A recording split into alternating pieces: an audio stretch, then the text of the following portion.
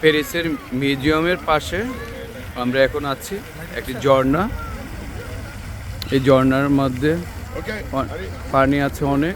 সেই পানির মধ্যে মনে হচ্ছে আমাদের বাংলাদেশের দেশি পাতিহাঁস এবং গাংচিল পাখিগুলো একসাথে সাঁতার কাটছে। অনেক সুন্দর লাগছে হাঁসগুলো এবং পাখিগুলো একসাথে। আসলে একটি সুন্দর একটি পরিবেশ, ভালো লাগছে।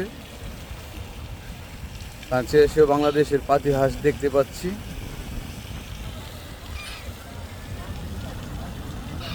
বাংলাদেশের হাঁস, সুন্দর একটি পরিবেশ, অসাধারণ। আশা করি আপনাদের অনেক ভালো লাগবে।